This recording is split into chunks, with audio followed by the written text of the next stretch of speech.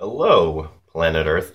Welcome to my YouTube channel. We're at IDK, my BFF Jill 730. I'm Preston L. Young, wishing you warm salutations and congratulations as always. You've made your way to the Buffington Post. Now, today I'll be taking a break from Buffy and I'll be doing a review for The Leftover Season 2, Episode 6, Lens, where we learn that people in glass houses shouldn't throw stones. We got a lot going on in this episode, but a recurring theme that really stuck out to me is the idea of mothers and responsibility. We have this whole correlation and causality and how much one thing really affects the other, and we're exploring this mostly through Erica and Nora, although Lori does get a little cameo. We've got Nora, who doesn't want to be responsible for what's happened to her entire family, really. This man comes along and tells her, hey, you're a lens, and you make people disappear when departures happen. So that's something. And then we've got Erica, who feels totally responsible for what's going on with her child. She makes this magical wish, and oops, her kid disappears. We've got Lori, and she's just always irresponsible, and Tom kind of ran out. So with no further ado, let's get into my Buffington Post review for The Leftover Season 2, Episode 6, Lens. Here we go. She may be an angel who spends all the winter bringing the homeless blankets and dinner. A regular Nobel Peace Prize winner, but I really hate her. I'll think of a reason later. Alright, so I'm going to go ahead and get rid of Tom, Lori, Kevin, and Matt, just because, like I said, the episode focuses mainly on Nora and Erica. So we've got Tom. He seems to have run out on Lori, probably because he didn't appreciate being Lori's holy cow, as 'twere. And, yeah, where is Tom? I don't know. Maybe with the GR and Meg, since we saw that super weirdness, and apparently, like, this, Tom and Meg thing is the beginning of something that we saw. Okay, so, what's Lori been up to? I don't know. We see that she's smoking, and apparently, whatever kind of, like, culty hustle she was working with Tom didn't work out so well, because now he's missing, and he was like the whole holy hugger, so whatever. I just really don't want to have to go back and catch up to time all over again, because I thought we were done with that. So that's Lori. Kevin, we find him. He's still handcuffed to the bed. He leaves Lily on the hood of the car. He's talking to himself while he's trying to take off the wallpaper, just like the crazy lady in the yellow wallpaper, although she wasn't crazy. She had postpartum depression and in that time. Anyway, so yeah, he finally spills the beans about how he's lost his marbles, and that's pretty much where we leave him till a rock comes in the window.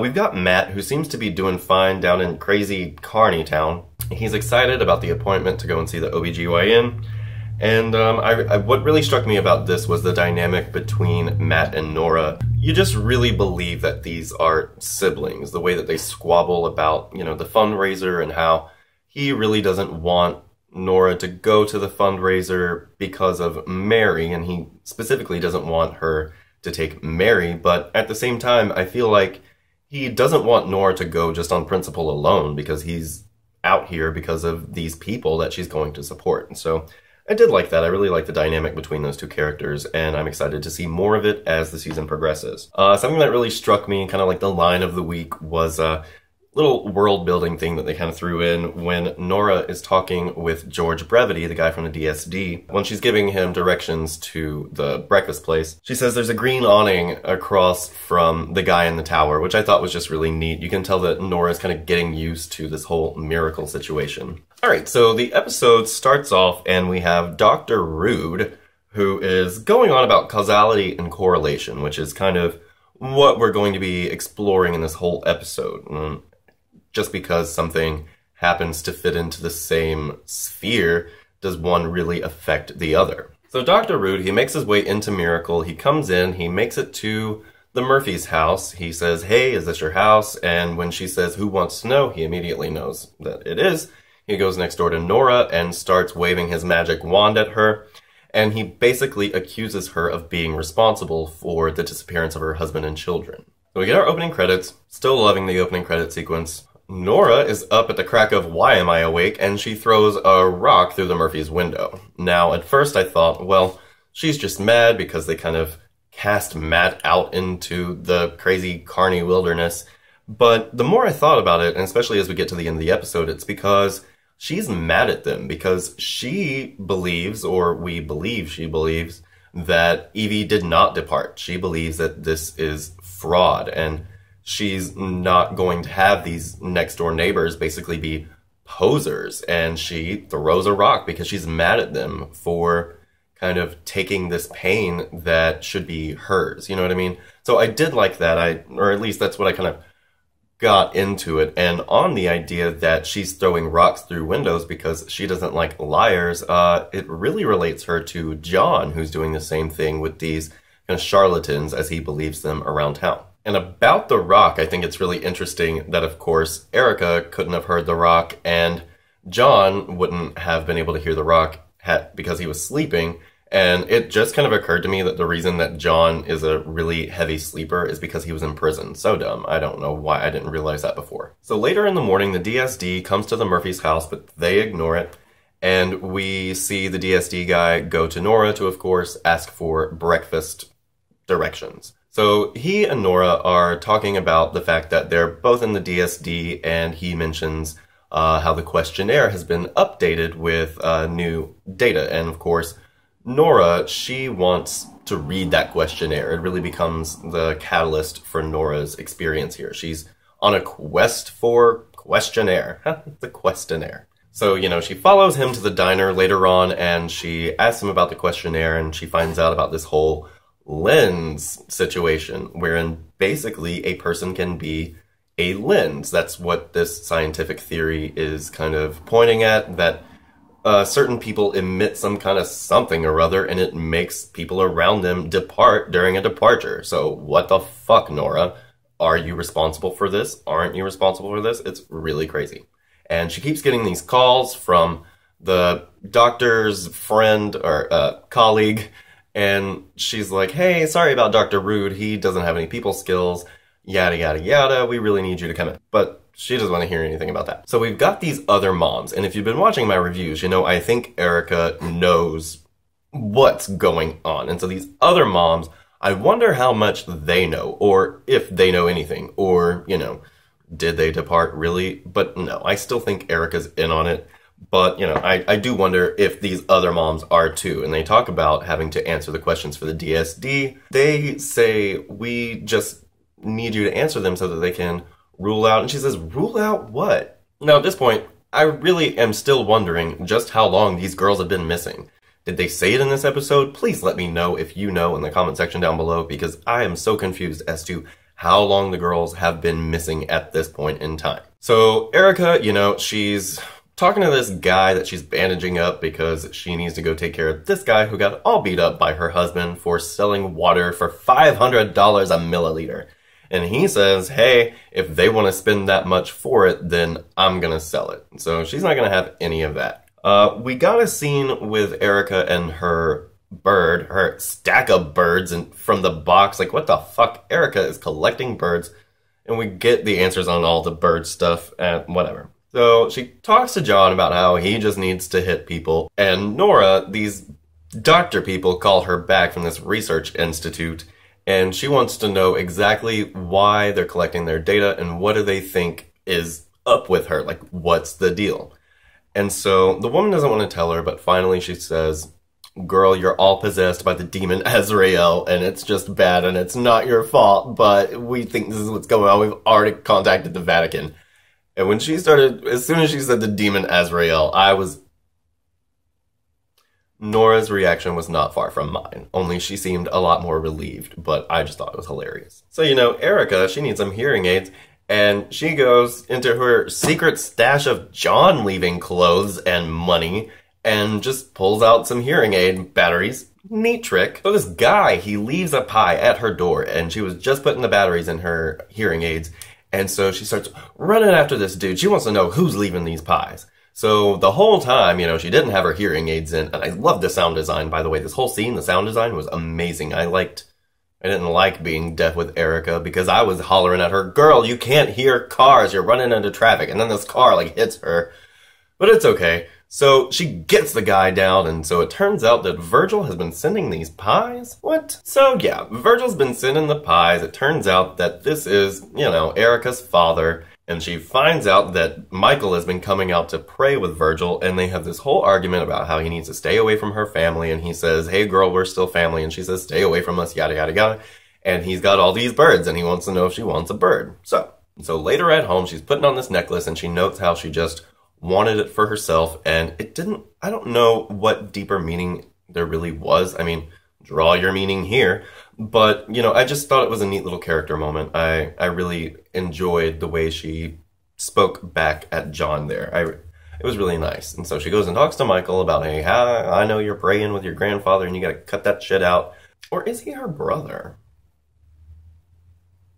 But Michael's like, oh, yada, yada, yada. Everybody who asks for forgiveness deserves it, etc. And then she's like, whatever, get your ass ready for this fundraiser. So after Nora gets back from crazy Carney Town, she gets a call from these people, and she's like, if you call me fucking again, but it's Lori. So Lori has, of course, lost Tom, yada, yada, yada. Talked about this already, but what I really liked about this scene was the Leftovers music, the little Texas twang they put on it. It was really neat. I really liked it.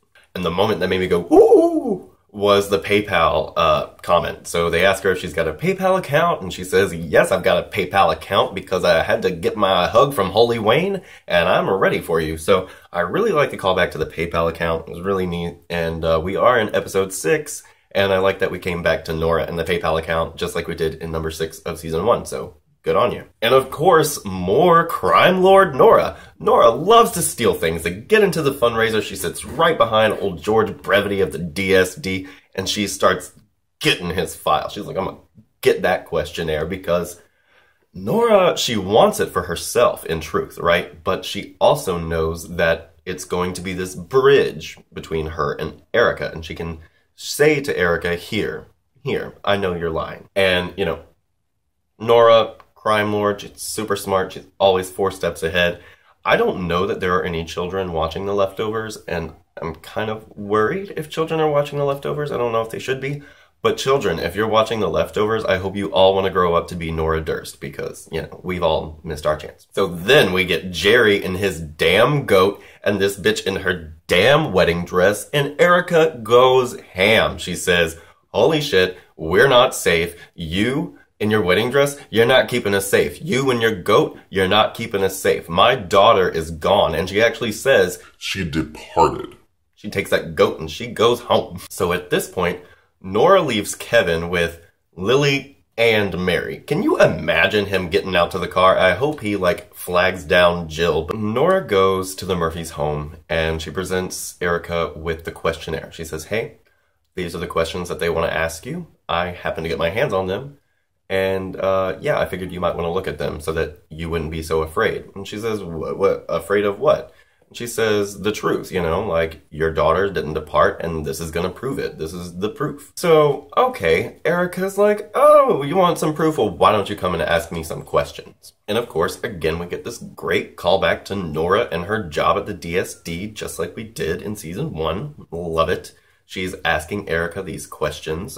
She's used to asking people things for benefits, but now she's doing secondaries again. So we find out that Evie has positive for the aluminum deodorant, the multiple birth, the glasses, and the epilepsy. So we find out that Erica was going to leave John. She had gotten fed up with him being all angry and wanting to hit people all the time and all this fun. So yeah, she tells us about her grandma and how her grandma told her it was the Garden of Eden, and this place was blessed and, like, touched by God. Okay.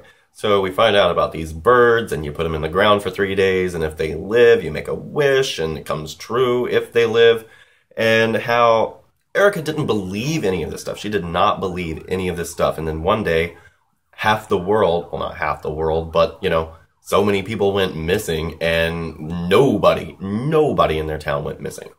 And she says, that was real. Like, you can say what you want, but that was real. Then Erica tells us that she was going to leave John, but she was worried that her kids wouldn't be okay. She knew that Michael would be, but Evie wouldn't understand. And so she went to the woods. She put this bird in a box. She made her wish for Evie to be okay without her. And then wham, bam, poof, Evie disappears like no time later. So she feels like she's responsible. Like, correlation and causality, she believes that she caused this to happen. Nora, we've got her through the whole episode saying, I can't be responsible. This can't be real. I can't be the cause of my children's disappearance. And here we have Erica who's saying, yes, I did this and it's killing me. And Nora says, really? You really think that this has anything to do with you? She says, bitch, that's pathetic. Nora and Erica, they had this whole, talk. We're talking. It was great. Love your eyelash on your face. These ladies look great in HD. But throughout the whole talk, it was very, very weird. And I love that Regina King had this, shake to her. This nervous, she was just on the verge of bursting. I loved it. So that was all really neat. But during that, Nora says, what are the last words that this person said to you, to your best recollection? Now, Erica can't remember. And then after Nora calls her pathetic, she turns it around on her. And she says, did they die or did they depart? Nora does not like this question, okay? She goes home. Kevin's like, I'm crazy. Nora's like, what am I supposed to do with this crazy husband? And Erica throws a rock through her window because, like I said, don't dish it out if you can't take it. So the final 15 minutes of this episode were amazing. I loved the big face-off between Erica and Nora, and the whole questionnaire thing was just great. The scene made the episode. Everything else was really good too, don't get me wrong. Everything was great, but this scene, it felt so tight and personal, and it was uncomfortable. It felt like you shouldn't be there. It felt like we shouldn't be asking these questions, and we damn sure don't want the answers to them. So I really enjoyed that entire scene between these two actresses. Two wonderful performances from them. And again, I like the duality of Nora and Erica and this idea of one feeling responsible and then one just not wanting to be responsible at all. The music, it's always very good. We find out that Erica was going to leave John. Why exactly? Maybe we'll get more into that and we'll get more info as to why John shot Virgil in the first place.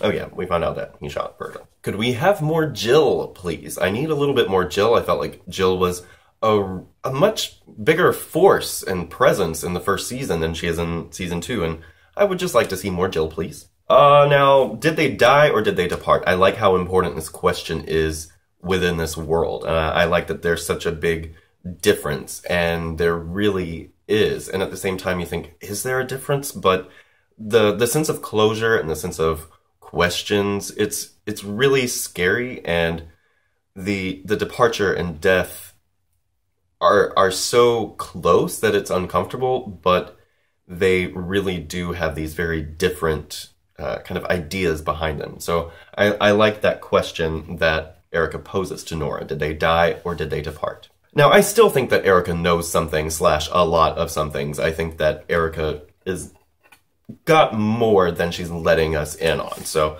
just for sure, keep that in mind. Now, the lens thing is really interesting. Could someone be responsible? Now, these particular scientists, they were like, ooh, Azrael the demon. But this has been published, this theory, and it seems to have some backing to it. And the DSD, are they even really helpful at all or necessary?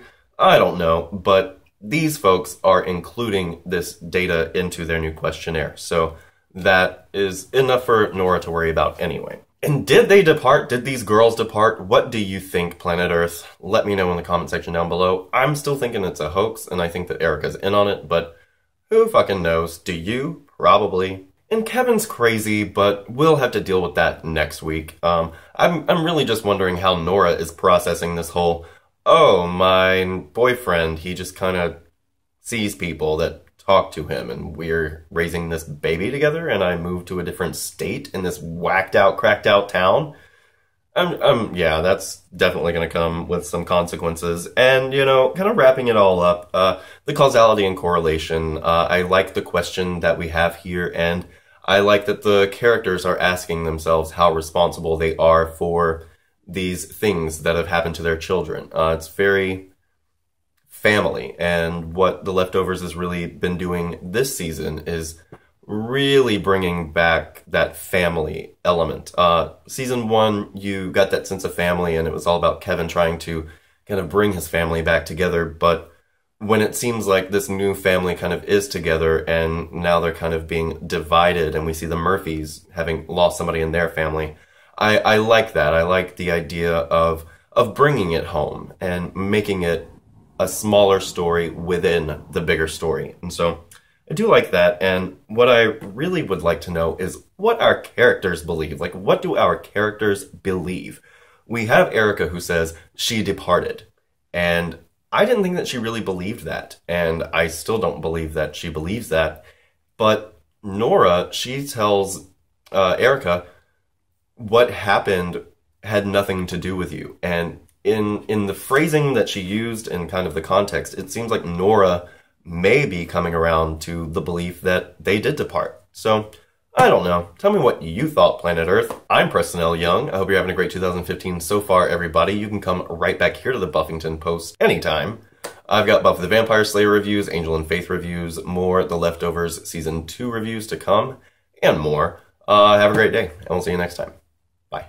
She may be an angel who spends all winter bringing the homeless blankets and dinner. A regular Nobel Peace Prize winner, but I really hate her.